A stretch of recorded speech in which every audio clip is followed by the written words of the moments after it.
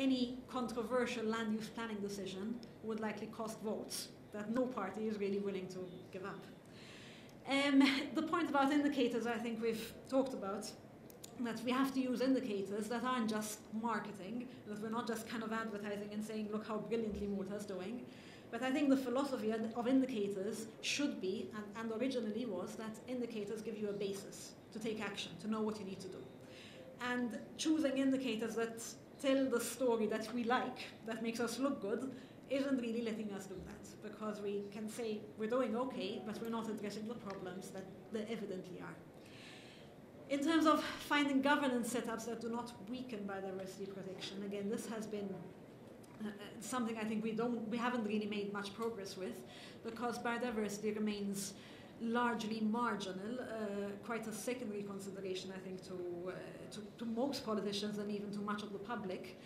And that really brings me to my last point, which is that we have to also look at the social capital, the public participation element of this, and not just in the sense of making decisions transparent and getting people involved, but in terms of understanding more the citizenship dimensions that were talked about this morning, for example, the idea of the common goods, the idea of what we want as a society as a whole for this country moving forward. And there is, I think you will find a big difference between what people will answer to that question from an individualistic point of view, what I want for myself, and what we would want for society in general. And I think this public participation point also needs to link with the governance aspect, because one of the things we have definitely seen in Malta is that public participation does not work well because there is no trust in government. We have had too many projects, especially in the area of development.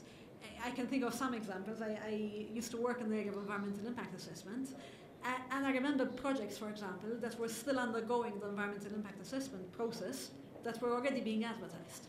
So in terms of a member of the public, I am being asked to give my comments, to give my opinion on this project, but it seems a decision has already been made, and it's not even being done discreetly. You know, it's obvious that this is just a token process, just to pretend that we are act like we are doing public participation and ticking the boxes.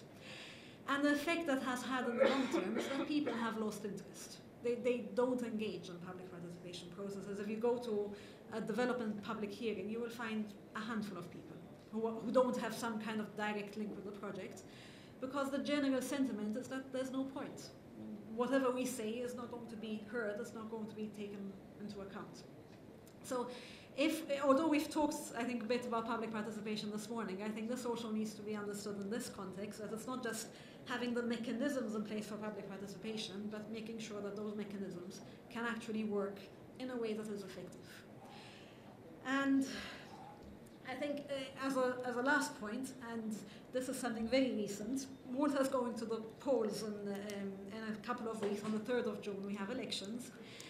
And this is from an opinion survey that was published just, I think, in the past 2 days, which is asking people what issues matter to them in terms of what they are going to base their vote on. And, I mean, the biggest one is corruption, because we have an ongoing corruption discussion, I think, like many other places. We have a lot of discussion at the moment about corruption scandals. But then you have 11% saying the biggest factor for them is the economy, and if we look at the environment, it's only 2.8%. So we have this almost vicious circle where the environment has been given very little importance, and in a sense that is also leading people to lose touch, lose a connection with nature, lose a link with the environment, with all the related impacts on quality of life.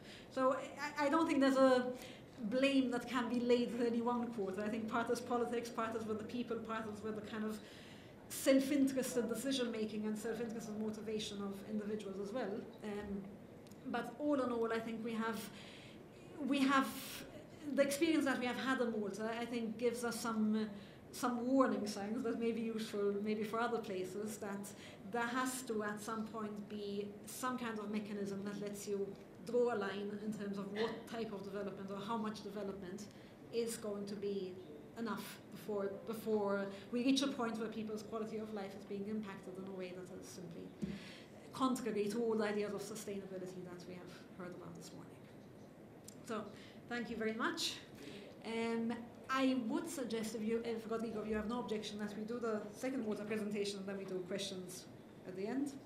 Or, I don't know whether there are any immediate pressing questions or whether you would prefer to ask afterwards. I think I need my headphones.